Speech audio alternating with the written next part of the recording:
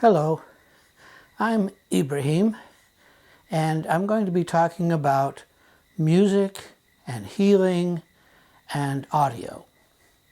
It is said that we have 2 ears and 1 mouth, so that we should listen twice as much before we speak a word. Now, Allah gave us all these senses to learn and perceive His generous worlds. The ears perceive sound waves. Yes, that's worlds in the plural. We live in many worlds, according to which perception we focus on. Our eyes perceive waves of light. As a matter of fact, there is nothing but waves around us, either in the ocean or as gamma waves striking us millions of times, every second, every day. We swim in a sea of waves. Our heart outputs waves. Our brain emits waves that we can see in the electroencephalogram. There's alpha, beta, theta, gamma, different frequencies. Now we study this universe through all of these various frequencies. Sound, for example, is from 20 waves a second to 20,000 cycles a second. Now, our brain is made to perceive these vibrations as patterns. Humans love patterns. We work with patterns all the time because we understand the world through patterns. In this world, animals speak and sing to each other through an even wider range of frequencies than we can hear. Elephants communicate to each other using sounds below our range of hearing. That's called infrasound.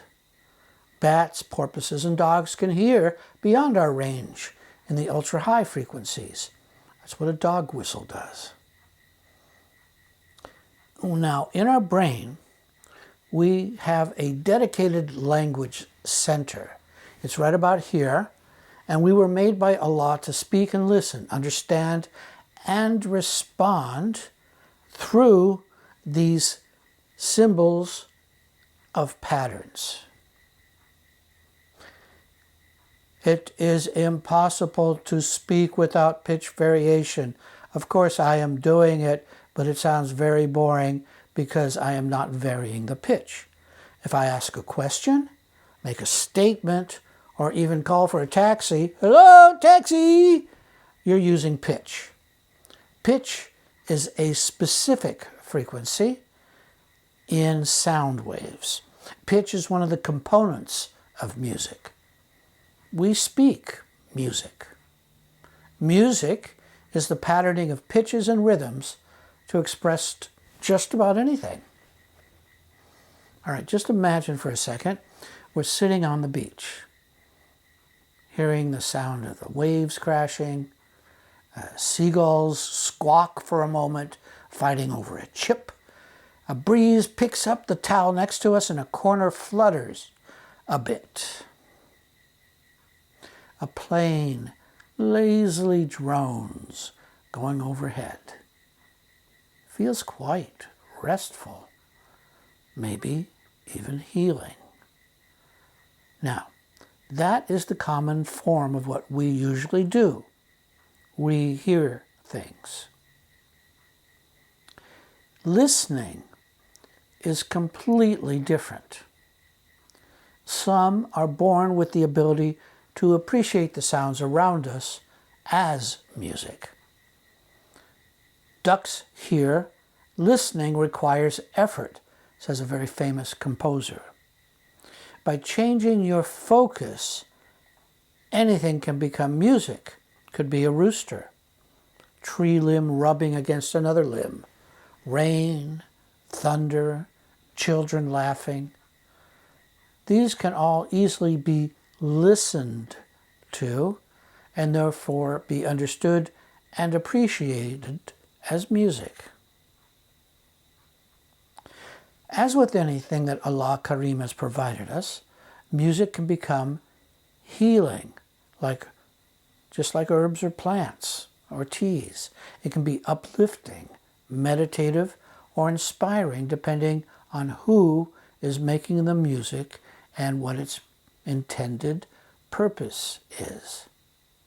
Like incense, it can be as evocative and sweet as rose oil. It's all vibrations. Who sets the waves in motion and their intention is what defines the quality and the purpose of the music. Rumi used to use music as zikr, as a way to remember Allah and to be inspired. In this world, almost anything can be used to benefit others or can be distorted and made to hurt or damage others. You simply avoid those that cause harm. The Quran, the Torah, and other sacred texts are often transmitted in a form of music. There's a special notation above the words indicating pitch and rhythm to enable the chanting and singing of the sacred text. Why? Well, a couple reasons might be that it's easier to learn when a passage is sung, and it's easier to remember because humans favor patterns. It's enjoyable to listen to, especially if the chanter has a pleasing voice. It can also heal emotionally, spiritually, and physically. It also brings us closer to the meaning of the text. That's what good songs do. There are hundreds of purposes of music, and just as there are hundreds of flavors of food, various styles of clothing, many languages, and even within the language, dialects. Making good choices about what you choose to listen to, that's your responsibility. Unless, of course, you're at a mall where hip-hop dub beats are booming out to entice you to shop there, because that's another purpose of music, to sell things. Now, your job as a human being, if you so choose, is to learn to make better choices, to keep yourself healthy so you can make the world a better place and therefore please Allah. For many of us, music is a form of communication. When you look for the good, when you seek Allah, you will find it everywhere. If you're seeking conflict, condescension, judging others, and being self-important, you will find those things as well as these also being done to you. Now, music can bring us together, heal us, lift us up from darkness and depression, turn the day or night into something bright and energized. Music takes us out of the stream of linear time because it is made with time. Because it has a time base in it, it can become timeless.